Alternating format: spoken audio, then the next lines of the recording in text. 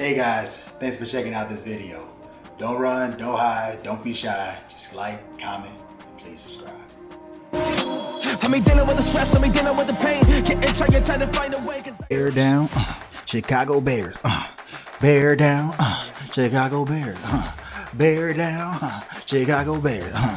Bear down, Chicago Bears. Boy, I can't be alone.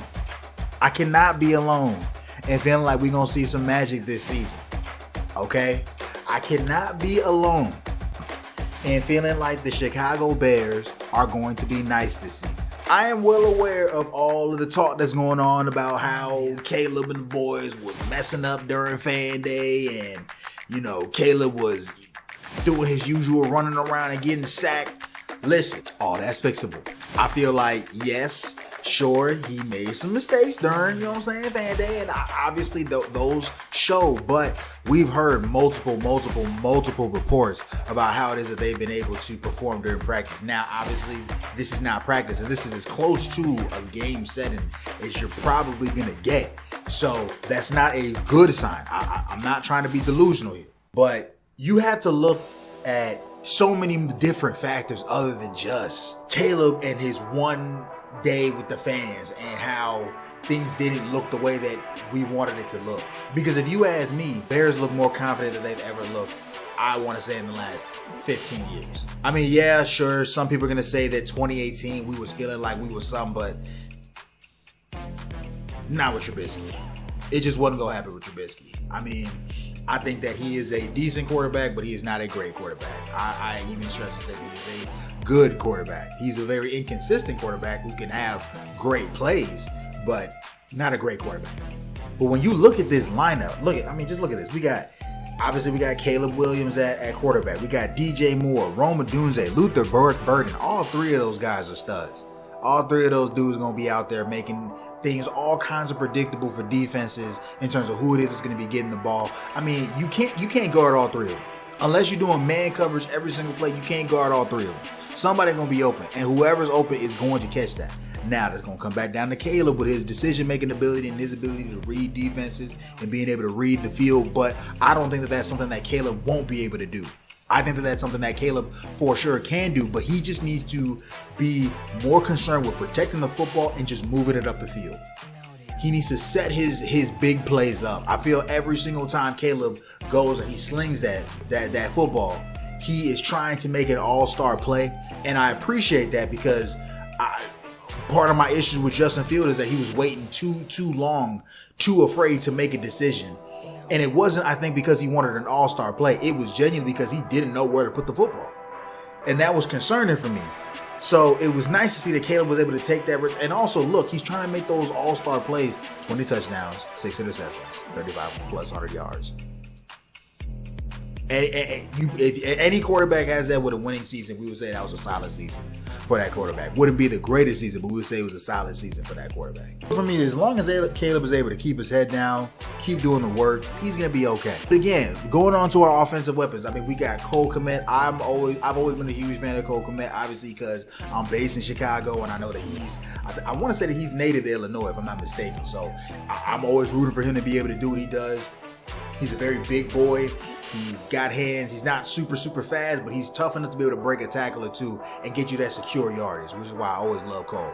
And then you got Colston Loveland, who is showing up to be a really big surprise, if you ask me. I mean, not a surprise because we did get him in the first round, but surprise in terms of I was a little bit nervous because they said that he was injured. They said that he had surgery and his shoulder was bothering him, and this was something that they knew was happening even when he got drafted. Also, Luther Burden was also sitting out this entire time. So it was concerning for me that both of our new prospects are coming into this injured and missing key information and time that they're going to need to be able to assimilate well with the team. Then you're hearing that they're hopping on the field and they just tearing stuff up. Luther out here making ridiculous kinds of catches, and obviously he struggled at first because, again, he did miss a lot of times, but it sounds like he's slowly but surely definitely becoming to emerge as the playmaker that they thought that he definitely could be. One who I think is we're definitely going to hear a lot of when it comes to this year and this season is Colston Loveland.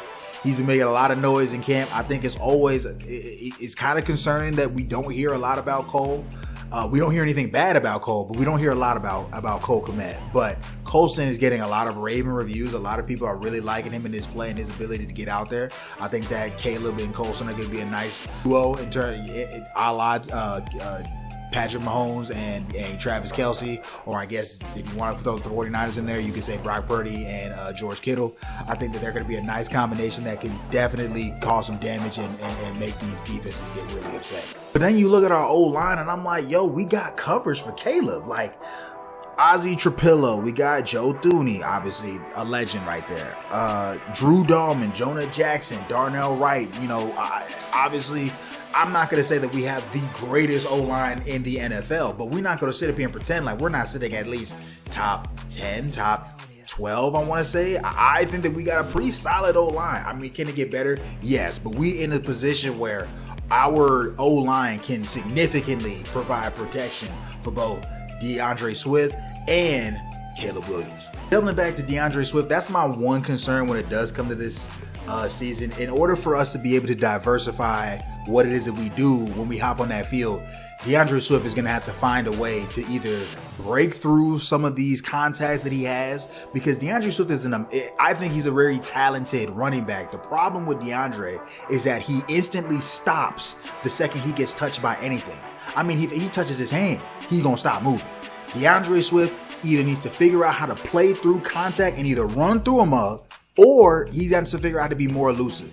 Because one way or another, DeAndre Swift is going to have to be able to make himself more viable as a running back in order to be able to open up the options for Caleb to actually do the things that we are expecting him to do. Because there's no doubt about him having this talent. There's no doubt about, honestly, this entire team, our receiving core, our offensive line, our coordinator, Ben Johnson. There's no question about the talent on this team being there. The question is everybody going to be able to play their position well enough to not lose us this game? If every player just plays well enough to not lose the game, even if every player is not playing to win this game, if every player is playing well enough to not lose this game, you ask me, with the exception of the Detroit Lions and the Philadelphia Eagles, maybe you can make a case for the Washington Commanders. We got to see what's going on with my boy McLaurin, because I know he wants his money. With the exception of those three individuals, I feel like the Chicago Bears have a very, very, very good chance of having the NFC on lock. It just depends on how fast the Ben Johnson system and these players can all merge and meld together to where we can start seeing a cohesive system. Now, I'm not saying that we're going to see these guys balling out, doing all kinds of craziness week one. Obviously, that'd be great, but I would honestly expect us to have a bit of a strugglesome, very lukewarm, if not cold start. And then as the season progresses, by the time we get to mid-late season, we're going to start to talk about the Bears as a serious threat for not just this year, but years to come. And again, I'm just talking about offensively, because offensively, that was really our problem. We were stopping all kinds of points last year, but the defense was getting so tired because the offense couldn't put no type of work in on that field, so we had no production on the offensive side of the ball. But we still got Montez Sweat, which I feel he's entirely underrated. I think that he is definitely viable to be one of those. He's not an elite pass rusher. He's not a Michael Parsons. He's not a Myles Garrett. But at the same time, I do think that if he can just turn up that one notch, he could be right there. You know what I'm saying? He could be right there. He just gotta turn it up a little bit. But I think that Montez Sweat, an excellent player. Grady Jarrett, tough as all can be. Javon Dexter, I've loved his production all of last year, so I'm happy to see that he's back out there doing his thing. Deo, I don't know how to pronounce your last name. I'm not even going to do that to you, bro, but I'm hoping that you're going to be able to put in some work, do some real nice things with this defense, because obviously Chicago is known for defense. We're known for locking things down. Tremaine Edmonds, TJ Edwards, Ruben Hippolyte. I mean, I think that we've got, and obviously, let's not even get into the guys that we got sitting in the backfield. All right, Jaquan Brisker, Kevin Byard, Jalen Johnson. We're just in a really nice position in terms of just our team. We just got to play as a unit. Based on everything that I've heard, it sounds like the defense pretty much has it together. Obviously, we can always get better. Obviously, we can always improve on what our execution is in terms of just, tighter coverages, in terms of faster reactions, things of that nature, better reads on the offense. But it sounds, for the most part, the defense has got it together. It's the offense that just needs to click more.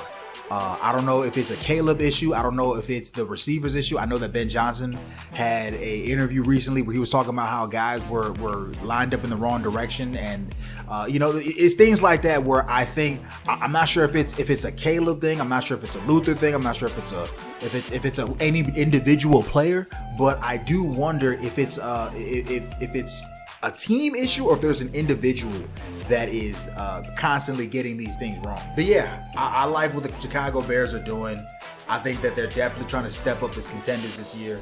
I'm really excited. I mean, I heard in Caleb's interview, he was talking about how he wants to be Chicago Bears' first 4,000 yard passer. He wants to have an over 70% completion rating. His body language last year when he first started, I mean, Caleb has always been a very confident and very flamboyant individual, if you can't tell. But you could see as the season slowly started to progress, Caleb was getting beat up and was getting defeated. He was trying not to show it, but you couldn't help but see how frustrated he was with how the season was going, and how couldn't he be? I mean, everybody's projecting him to be this generational talent, and he's coming on this season and he's going on a 9-10 game losing streak. That sucks. But now you see him as the season goes, you see how excited he is to work with Ben Johnson, work with the guys, see the different weapons that they got together, see that they're actually investing in the team and in the franchise as a whole. You're starting to see how not just Caleb, but the different offense, obviously this time of year, everybody's feeling optimistic. Everybody's feeling good.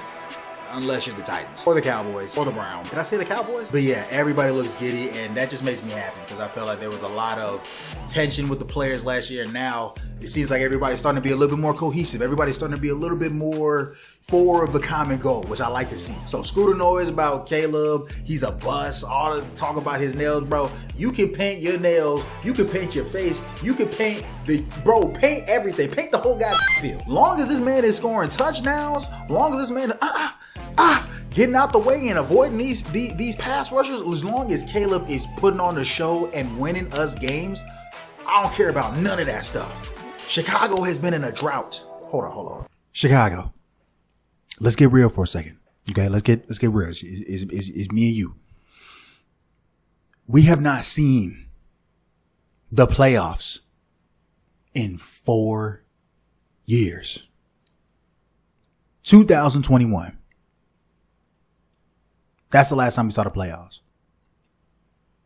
We have not seen the NFC Championship stage since 2011. 10 years longer than that. So 15 years. We have not seen the Super Bowl stage since 2007 or 8, whichever Super Bowl that was. Going on almost 20 years. And lost. We have not won a Super Bowl since 1985. 40 years, my guy. We need some winners. We needed this culture change. We needed Ben Johnson and the boys to step in and do the things that they're doing, and I love it. The accountability, the tenacity, the competitiveness, that's what Chicago needs. We have been the laughingstock of the NFL for long enough. Leave that to the Browns. Let the Browns do their thing. I love you, Cleveland. Shador, I'm hoping that you do really, really good things. But leave that to the Browns. Leave the nonsense to the Cowboys. Let's get to the championship ways. I am tired of talking about the 1985 Bears. I would like to start talking about the 2025 Bears. Let's get to it.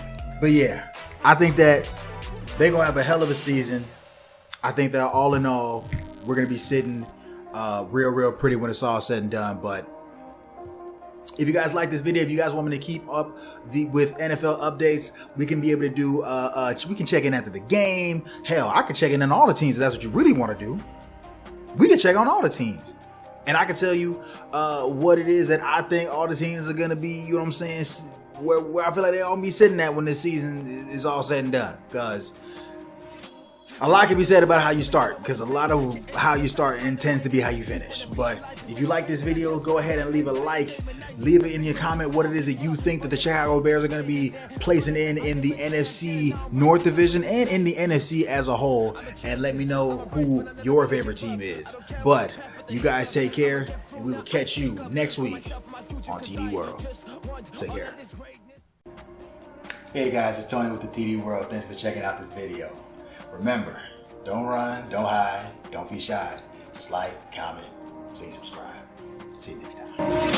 For me dealing with the stress, for me dealing with the pain, getting tired, trying to find a way.